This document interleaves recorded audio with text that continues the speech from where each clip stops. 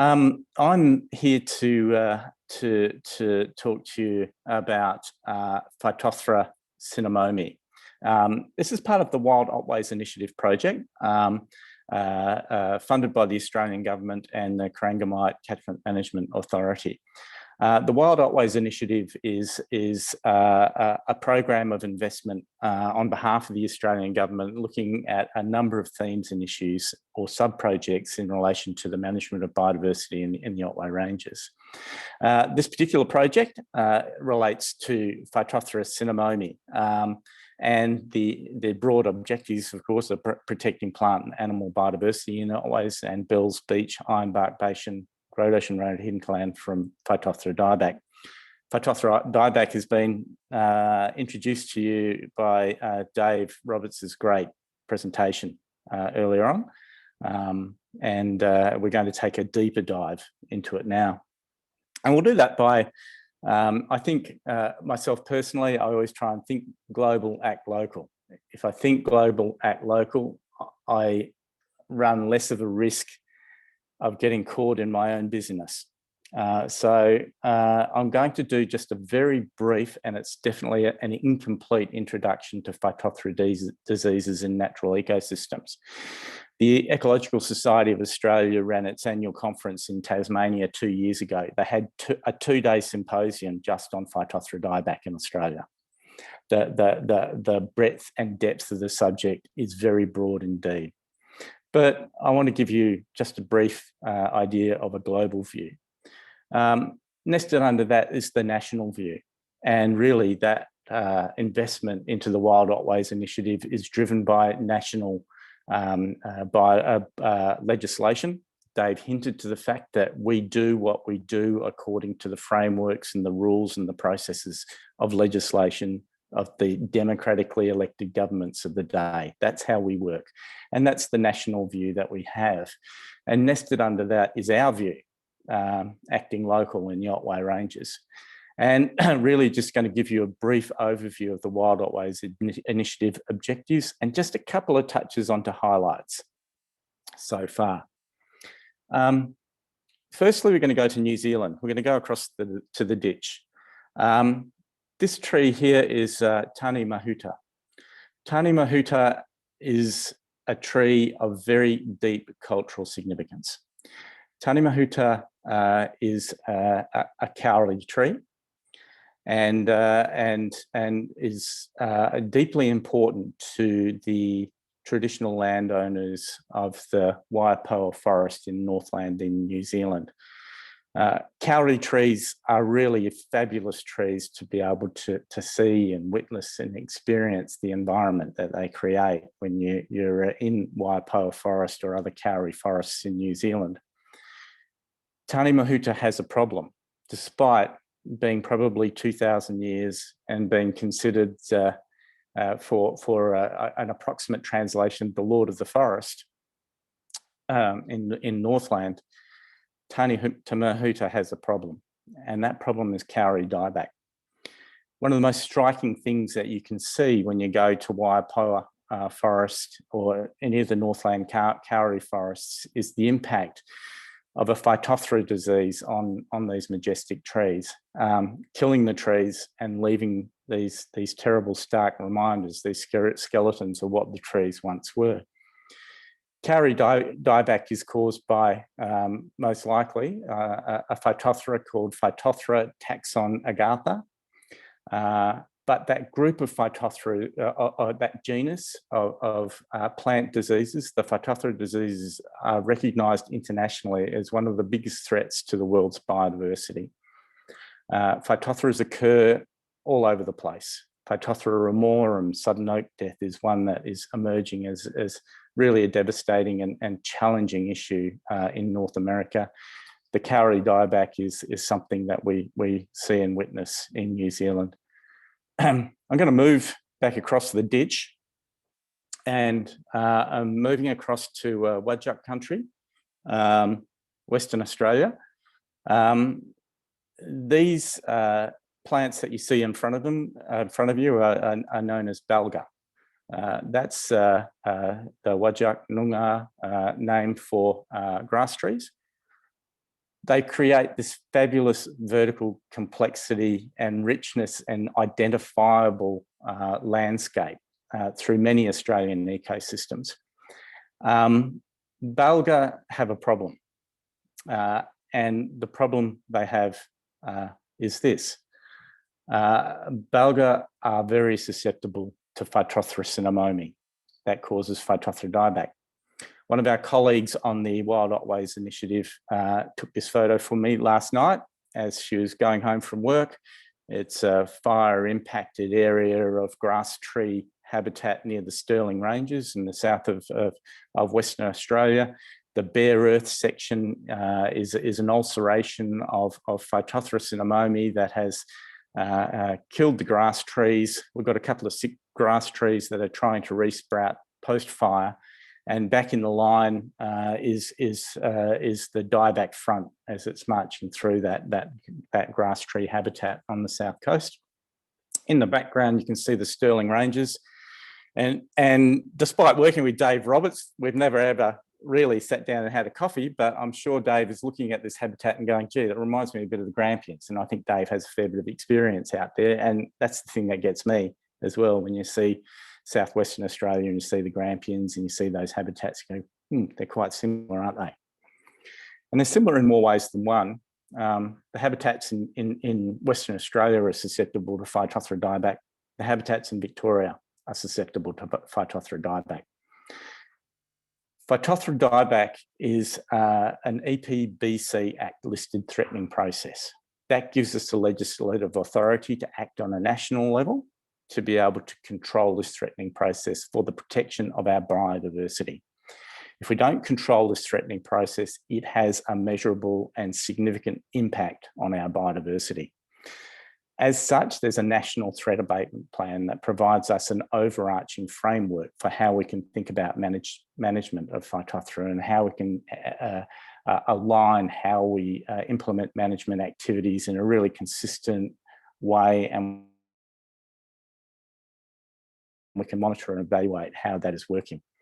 In Victoria, we're nested under another set of legislation, and the Flora and Fauna Guarantee Act gives us the imprimatur to be able to implement Phytophthora management activities with the aim of protecting those species that are listed under the FFG. And because of that, that has helped stimulate the development of the statewide Phytophthora management plan for Victoria. Now, this habitat that you're looking in the background here looks pretty similar to actually Western Australia. But actually, we're working in country here, which is really the country of the Eastern Maar traditional owners and the Wadawurrung traditional owners. And this image is actually taken near Anglesey at Umarella. And it shows in the foreground a dieback front moving in towards that grass tree habitat in this area at Umarella. Phytophthora dieback in the Otway Ranges. As it is anywhere in Australia, Phytophthora dieback is caused by a soil-borne mold-like pathogen, Phytophthora cinnamomi. It's not a fungus. It's an oomycete. It's like a mold or a water mold. And this organism infects the roots of susceptible plant species, and it kills the vascular tissue. The vascular tissue is the tissue that plants use to get water in and out and to be able to maintain their water balance, help maintain their water balance. Because that tissue gets killed, plants cannot absorb water, and symptoms of Phytophthora dieback actually look like the appearance of drought effects. You see the extremities of plants starting to yellow, and then quite quickly, the entire plant will succumb and die. It's really terrible seeing it in grass trees. To me, it's just so quick. Having observed it in jarrah forests and a number of the forest ecosystems, watching 200-year-old, probably most likely 200-year-old grass trees in some of our local habitats succumb to this pathogen is really immediate and difficult to witness. The disease, the expression of the disease, Phytophthora dieback, that's caused by this pathogen, Phytophthora cinnamomi, is represented really as a disease triangle. Similar to the fire management triangle that we use to help us think about fire and how we manage those landscapes, so too do we have a disease triangle, where Phytophthora disease is actually expressed as Phytophthora dieback. Number one, if we have the pathogen in the landscape, if we have susceptible host species, and if we have a favourable environment. A favourable environment for Phytophthora cinnamomi is warm, moist soils.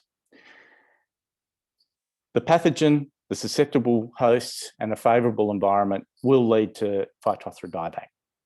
If you have any one of those elements not in a particular patch of the landscape, then you won't get expression of the disease.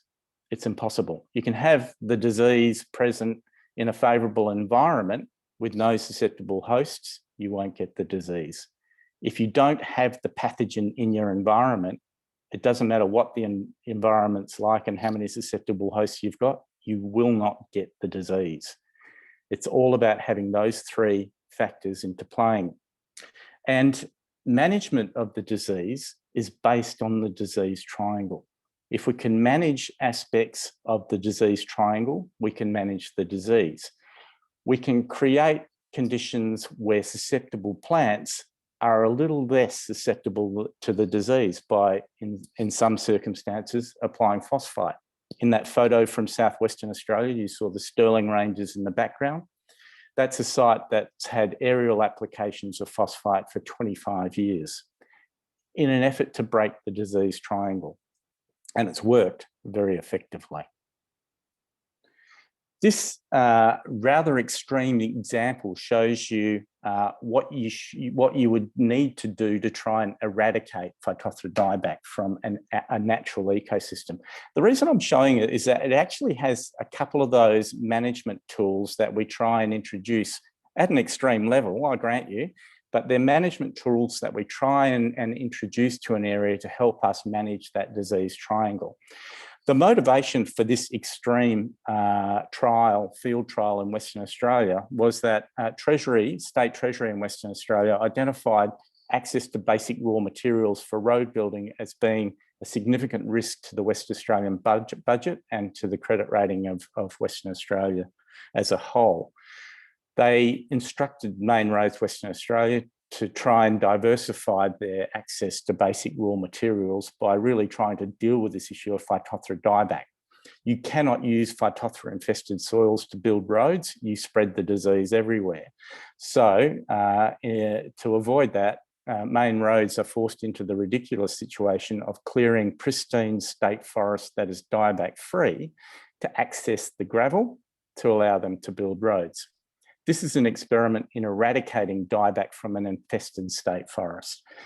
It involves absolutely blitzing every blade of grass within an area and keeping it fallow and no live vegetation in that site for years, controlling water movement, controlling people movement, ingress into that site, therefore the fence, and maintaining hygiene. And in the foreground, you can see this coarse gravel material that's called a green bridge. Vehicles and people wash down on that bridge before those gates are open and anyone enters that particular site. Green bridging is something that Dave alluded to when they're talking about the management at the mountain bike facility at Yorga Block. Also in Dave's talk, he talked about thinking about the control of movement of people. And that is represented here by the fence and the locked gates in an extreme measure. Of course, Dave's balancing that. How do we get people into the park, but in a way that controls where we think the disease might be at lower risk? So this sort of shows you that, yes, there are ways to deal with the disease triangle. It shows you in an extreme, but it also shows you do not want to get this disease into an uninfested landscape. Believe me, I have taken hundreds of samples from this site. After 2 years, regardless of the fact there were no plants growing, there were decaying roots that I found Phytophthora in after years. It's really difficult to eradicate. Not impossible, difficult. Number one, do not get the disease into your pristine landscapes. The objectives of the Wild Otways initiative project to reduce the impacts of the plant pathogen Phytophthora cinnamomi on the biodiversity of the Otways. If the disease gets into grass tree habitat in Victoria, it will simplify that habitat really quickly, and that habitat will not recover. Although there was some hope when Gretna Westie was doing her work in the Brisbane Ranges a few decades ago that perhaps species may be able to regenerate, that's just not the evidence, and we don't have any evidence from anywhere in Australia. So we're really looking at where do we not have the disease in the Otways, and that little yellow identification of PPAs is a major thing that we're doing, which is the identification of priority protection areas. These are the areas that land managers with a deep knowledge of the landscape are saying, well, you know what, these are the areas that are really a priority. And to work with them to develop management interventions within these PPAs, it may be that we look at some trials of phosphite within critical habitat. The second dot point is the one that I really like championing. It's this issue of training. I honestly think that the unis in Victoria are probably below average in being able to train our young people about Phytophthora diseases and really the consequences of this pathogen being moved around. My experiences in WA and seeing some of the stuff in Tassie and South Australia, they get a little bit more exposure to this and the implications of their own work on these particular habitats.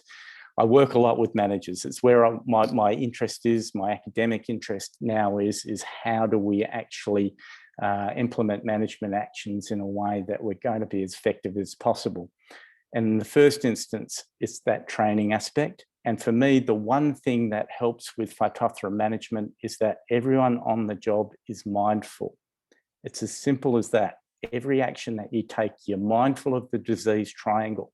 If you're thinking about that, then you're thinking about the steps you take, you're thinking about your toolbox meetings in the morning, you're thinking about the way that you go about doing your work.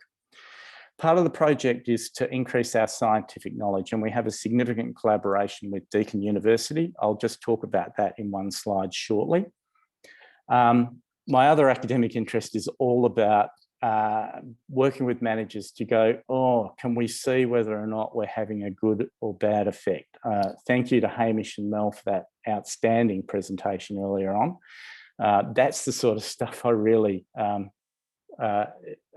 I like, I'm interested in. And one of the parts of, one of the objectives for our involvement in the Wild Otways project is to actually start to bring in a lot more of the already available data from Geosciences Australia to be able to really help us understand Phytophthora, its occurrence and its spread within the Otway Ranges, and to evaluate when we've implemented a management intervention, can we see evidence of no change usually in the landscape. Just some highlights to date. Look, the commencement of the honours and the PhD programs have got them up and running very quickly. We're really happy with that.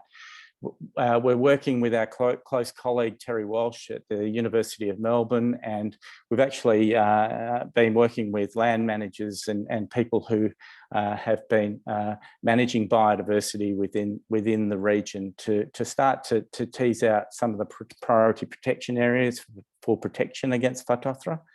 We're well advanced actually with our remote sensing work, and we're using a data archive between 1997 to 2020, and I hope maybe the PhD student will have an opportunity to push that back to 1988, and we've still got that pretty good solid archive of Landsat data. And we've been working very hard on mapping records on the ground throughout the Otways. Finally, I'll just quickly talk about and introduce a PhD student who's just commenced a few weeks ago, which is great. His name's Campbell Learmonth, based at Warren Ponds in the research group that's led by Dave Kale, Professor Dave Kale, Dr. Jim Rooks, Associate Professor Barb Wilson, who's up next, and a colleague in Western Australia, Dr. Sarah Barrett, who took that photo down near the Stirling Ranges last night, and who's been leading phosphite aerial and ground spraying programs in Western Australia for a couple of decades. Campbell's already made a really good start, and this really kind of summarises these 4 dot points about where he's heading. The first one is epidemiology. We all know what epidemiology is now after the last couple of years. It is where, when, and how of Phytophthora cinnamomi. Where in the Otways is it? When did it get there? How did it get there? The second thing is about trying to improve our ability to understand where the disease is and where it's active. And this is about rapid diagnosis. Dave, being a geneticist, Dave Cale has certainly been working on rapid diagnosis for a while. Campbell intends to take that a little bit further, which is really interesting. Controlling the rate of spread, breaking the disease triangle for us is an area that's really important. And so these questions about phosphite application are really important to us. Finally is the one that he's thrown out as a teaser, and this is the one that really excites me, and we'll see how it goes as he starts his trials. It's rehabilitation. I've seen a little bit of stuff in WA. I've been involved in Dieback forest rehabilitation over there. If Campbell goes down that route and we get it up and running, it looks like it is going to fly. That will be a first for Victoria. So it'll be a great outcome for the investment. What we want to see in the Otway Ranges as part of the Wild Otways initiative is this. And this is actually the Yorga mountain bike trails network. And this is healthy, xanthoria dominated woody heathland in the Yorga block in the state forest. I really, if you want to see what grass trees should look like, get in your car when you can, drive down to forest. As you leave Barwon Downs, you'll wind down some roads and you'll enter the Yorga block, and on your left-hand side, sweeping up the hill, are these amazing grass tree dominated heathy woodlands. That's what it should look like. They're amazing landscapes. They're precious landscapes. They're really important. You have to indulge me. Barb and myself at this time of the year would normally be in Yamatji country in Western Australia. I'm finishing on a photo outside of the Otway Ranges and taking you to some Yamatji country there. And I'd finally just like to acknowledge all of our partners here. Corangamite CMA, what they did to help us with the first PPA's workshop was unbelievable.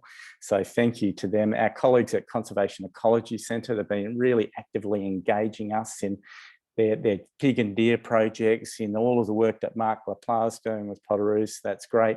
Our colleagues at DELP, those individuals, you know who you are. Our colleagues at Parks Vic, those individuals, you know who you are. Terry, you know who you are at the University of Melbourne, and our team at Deakin. And finally, a recommendation to young ecologists: if you can ever get yourself a good software engineer / remote sensing data engineer, grab one. So we do want to thank Dustin Bridges. That's me done. Fantastic. Thanks, Mark. Really appreciate that. As you know, Phytophthora Dieback scares the shit out of me, so I hope you're particularly successful. We're running a little bit behind, so I'll just ask you the one question, and then there's one in the Q&A. If you could type an answer to that, that'd be appreciated. But one from Ingrid Bishop: how would a private landowner in the Otways assess if they have evidence of PC on their land other than visible dieback? Visible dieback signs are the way to go.